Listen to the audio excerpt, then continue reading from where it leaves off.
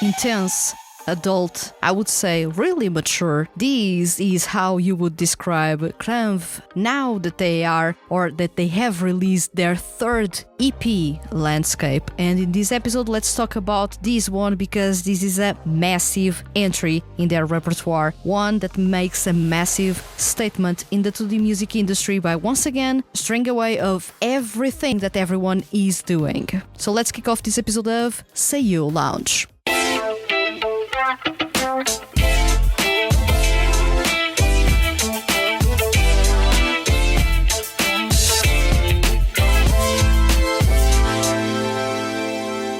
Welcome to SEIYUU Lounge. I am your host Vanessa, and in this episode let's talk about XlamV's Landscape, their third EP, and once again another EP, another hit for XlamV. They have yet to miss a mark. And this is something that makes me so excited about them, is that every single EP has been refreshing, every single EP has brought new things to the table, every single EP makes me wish this group, or this franchise, even the Versus Ambivalence franchise, were more popular. Because the music they are doing, no other 2D music project or no other 2D group is doing in the way and with the quality that they have.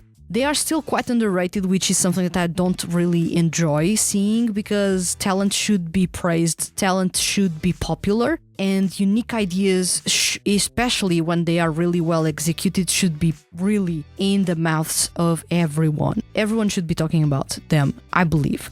So in this episode, we are going to talk about a little bit of XlamV's Landscape. I'm not going to dive into big detail about every single song, but I'm going to talk about some of the songs in this EP and give you an insight after I had reviewed the EP itself. So I'm going to bring a snippet of the episode of monthly review, which was the Q1 version, which was a couple of weeks, let's say a couple of months ago. It was quite possibly, I had a couple of hours since I had reviewed that CD when I recorded that episode, so my impressions were really fresh when I recorded it. And then in the outro, let's talk about a couple of other things that I forgot to talk about in that part. So I hope you enjoy. The next part is viewable, and then I'll see you in the outro. In this case, I was really excited about this CD, but I actually expected a bit more from them.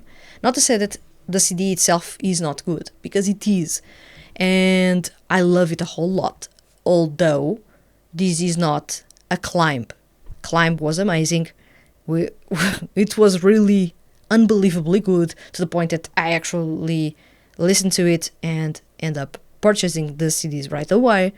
But in this case, I actually found Landscape to be really cohesive, really fun, really mature, which is something that, of course, you will start saying that XlamV's music has a really interesting and mature approach to pop music. And while I agree with that, I will say a different thing that actually I believe best illustrates what they are. XlamV is actually a 2D group performing music that a real idol group would perform. And that's why it works so well. And that is why basically they sound so different. Because 2D music actually follows a specific formula when it comes to delivering the things, when it comes to the way it is performed, when it comes to the quality on the vocal end that is expected, which is usually not a lot, and especially as well when it comes to the quality of the instrumentals. And especially when you are listening to 2D music, and particularly pop music, you will find that the groups almost across all 2D music franchises that are pop driven, they sound the same or quite similar. There are some groups that actually stray away, and thankfully they do, because that way I can actually understand and find their music actually more interesting and disruptive than anything else, because of course you have a winning formula, do not change it. But I feel that most groups have so many awesome singers in there and really good, strong lineups that end up being underused because the franchise is focused too much on bringing that cliche sound that is trendy right now, and they forgot that actually we have really awesome vocals here. Why not do something that actually suits them? and it is slightly disruptive but still really exciting for fans of this specific music genre. So I feel that XlamV actually does that, and the Versus Ambivalence as a whole, the franchise does that really well. Is that while they are tackling music genres that everyone tackles, they are not tackling it from a 2D music lens.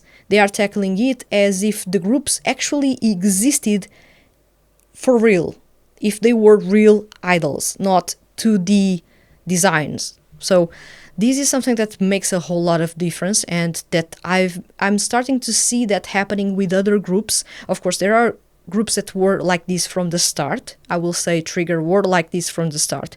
They always sounded like a group that didn't belong to 2D music. They belonged to actually make that break from 2D to actually go on stage and have the SEIYUU actually performing as them and become really popular as them.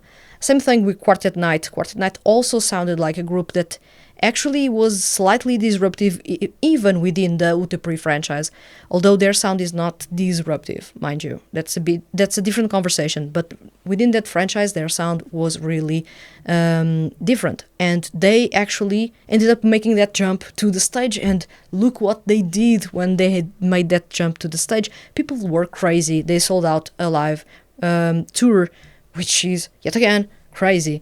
And in this case, Trigger actually do that slightly, and they have been doing that since the start, in which I feel that the characters are now larger than life and could take a step to the stage and actually hold their own shows outside of the franchise, and it would work. At the same time, XlamV actually shows that a lot, and already from the music, which is something that the other groups actually didn't do until a certain point in their career, but XlamV has been doing that since the start. And I feel that that's the factor that makes them so different and so unique and so fun to listen to. Because while everyone will say, well, XlamV are actually performing pop music or hip-hop like every single other group, yes, you are not wrong. Although they approach it in a different way, with a different lens, the way that the compositions are made, the way the lyrics are tackled, the way the vocals are actually sounds like a real idol group, instead of SEIYUU performing as members of a fictional 2D group. That's a massive difference when it comes to the delivery and the sound and everything else in between. So I feel that this is a massive winning point for me and selling point when it comes to the Versus Ambivalence franchise. I listened to this CD and I was head over heels with it. I didn't like the chain too much, and that's because of the chorus and the outro, which are basically just two lines being repeated over and over again, and that gets a bit tiring after the second repetition, because you are expecting something to break the chain, and nothing breaks it. And while it is a really good metaphor, when it comes to the music itself, it gets a bit tiring. You are approaching the outro, and the outro keeps on going, repeating the same two sentences over and over again until the song fades away and it ends. I feel that maybe the outro could have been used to add something more exciting there. Usually outros are where, especially in compositions from groups that are disruptive, the outros tend to bring new elements to the mix. In this case, this outro didn't bring anything new to the mix, but then again, the song was more K-pop inspired and the sound was really trap driven, which doesn't allow too much creativity, I must say. But still a really strong, powerful song that starts off really intense. I love the way it starts. I do love my fair share of trap music, but it depends a lot on the quality when it comes to the performance on the vocal end. In this case, of course, they have an amazing group. They can rap and they can sing pretty well. They have harmonies going on. They have high notes going on. They have really good stuff going on the vocal end. But The Chain for me is the weakest song in this CD. That's why I decided to highlight it.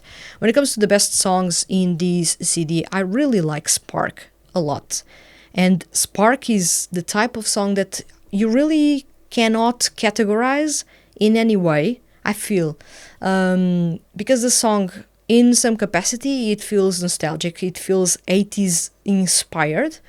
and the fact that it is 80s inspired actually brings those atmospheric synths in the background, really dreamy, really distant, dissonant at times, and that creates a sort of an alluring underlying soundscape, and I don't feel that many people may have noticed that, or maybe you have, but for me that was what instantly stood out for me. The chorus is actually pretty different from what I was expecting. I was expecting a build-up in a sort of synthwave style, but actually we got a pop style, really slick, simple, and it worked. But I was expecting something synthwave to arrive and actually catch me by surprise for the second time in this CD. But still, I felt that this song was quite different from usual. And even within XlamV's repertoire, which is filled with unconventional takes on pop music or EDM music, this one is still quite unconventional, and it sounds so good, like many of the other songs that XlamV has released so far. So this was one of the highlights for me, I must say.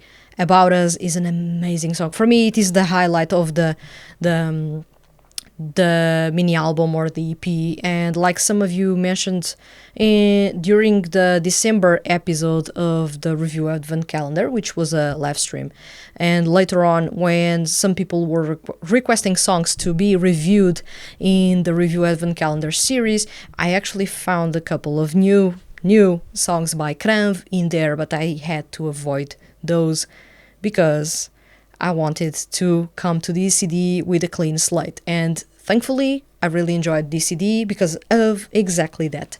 So I got to listen to all new songs for me, and I really enjoyed it a whole lot. About Us is my favorite in this CD, but Spark really got me wanting to hear more and more and more. So yeah.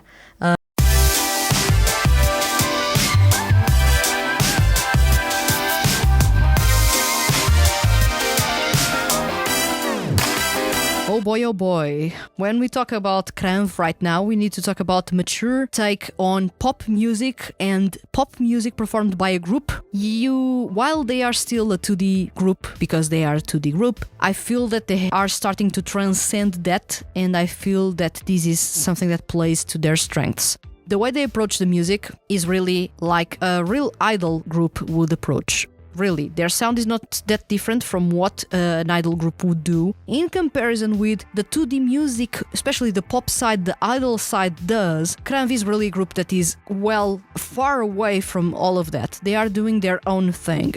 Could this be considered niche? Yeah, this is niche. But it is the type of niche that I want to see more of. It is the type of group and project that showcases things in a completely different way and approaches music genres in a completely refreshing way. Although you will say, but this is overdone, they almost sound like a K-pop group. Yeah, you are fair. They sound like a K-pop group. But do you have any 2D music project having a group that sounds like this? And with this quality? Because I have not found one yet. And I follow plenty of 2D music projects, over 16. So this goes to say that they are doing their own thing, although this is not innovative, which is the point that I was making. You hear plenty of what they are doing in K-pop. They are just perfecting the formula, adding that J-pop vibe that is all about the perfection of the vocals without any or little addition, and it is really, really good what they are pulling off. The fact that they are a 2D group, but they sound like you could present this group to any of your friends, especially those that don't like 2D music and don't like anime, let's say, because they may brand everything as anime, even if they don't understand what is 2D music, is that you could present this group as, oh, this is an idol group, and people, without seeing photos or without seeing the illustrations, if they listen to the music, they would get into them and would ask who is part of this group. Because they are really, really good. They would assume this is a K-pop group easily because of their style. They have a mix of R&B with trap music and hip-hop, which is really characteristic of, I would say, the music from late 2010s in South Korea. and especially, I would say that era specifically. Their sound, as a result, is really, really intense, really mature, which is something that I appreciate a whole lot. Thank God there is a group, or a 2D group, another one in the list of very few that is mature in their approach without feeling the need to be sexy, which is a different way to approach the mature concept, is doing so without having to be blatantly sexy.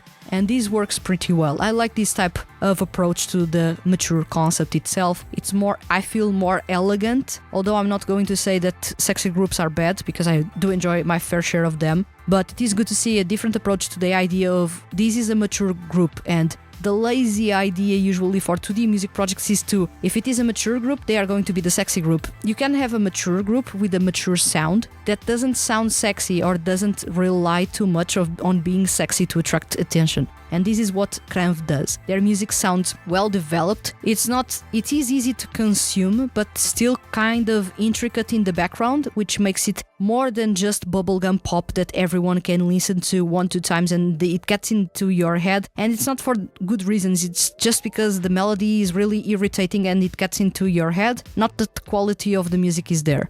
Of course, we have a really good dynamic when it comes to the vocals. One thing that I forgot completely to say is that although I don't like the chain that much, I love how SEIYUU Murase and Makoto Furukawa really got off when it came to their rapping, because, oh my god, their rap parts are crazy good, especially Makoto Furukawa, that is blasting his rap really fast throughout the song. And really, you can listen to everything. It is so clear, his cadence, that I absolutely love what he's doing there.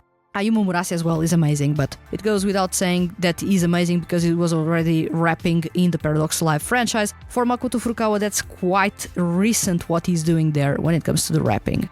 So yeah, I really enjoy the chain in that specific sense, and also I love how the chain kicks off. That first 1 minute into the song is so powerful. I would say it is a statement intro to an EP, if there ever was a really good statement entry or opening song to an EP. That's really quite powerful. I feel that the chorus actually detracts a couple of... basically takes some of the enjoyment out of the song for me, and the outro is really repetitive to the point that I was thinking about skipping to the next song as it got repetitive as heck. But as it is, once again, it is K-pop inspired, so it is something that you can enjoy without having to go and theorize about it. That's fair enough. I'm a different style of music listener, so I would have appreciated something a bit more complex in the outro, instead of something so straightforward and repetitive that it didn't add anything to the song whatsoever, in my opinion. But still, we have that. Also, Invitation is a song with a French jazzy vibe that I really enjoy, led by a piano melody that really got into my head instantly. Then we have Spark with the most unique composition that XlamV has actually shared or created so far. I really can categorize it as a multitude of music genres, but one music genre, quite difficult to actually categorize that song. And there are a couple of changes throughout the song that make it quite different than usual. About Us also has a really weird composition itself. It doesn't follow the traditional pop song structure, and I love that a whole lot because it keeps you guessing, especially if you are in a way formatted for, as a fan of pop music, you are expecting specific parts at specific times in a song, but they subverted that. The song is quite long, it's the longest in this CD, it is 5 minutes long, and there's plenty happening and with plenty of changes and surprises along the way. It's really an interesting EP. I wouldn't say it is their best ever, but it is a really strong EP, and they are getting more mature with each EP, the vibe and the quality of their music. I would say XlamV's Landscape is a highlight so far in 2025. If you haven't listened to it, you should, I would say. That's my recommendation. Go to Spotify or Apple Music and find the CD there for free to listen to and enjoy, because this is a wild ride, but one you don't want to miss. Honestly, the quality is there for you and for everyone to see and hear.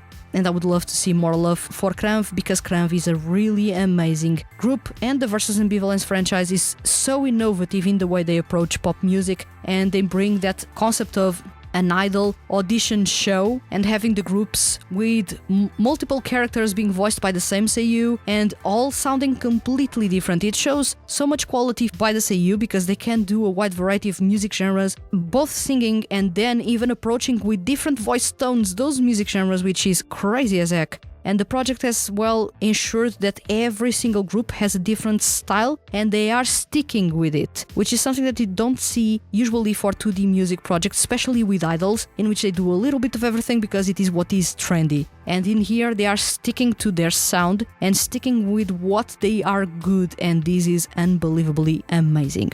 So this was all from me about XlamV's Landscape. I would love to know what you thought about this EP. Did you love the EP? Which is your favorite song in it? And of course, if you are excited about any upcoming releases by the group and what would be the music genre or the style of song that you would like them to try. And of course, let me know in the comments on YouTube. And remember, leave your comments as complex or as simple as they may be, and you can be featured on upcoming episodes of SEIYUU Lounge.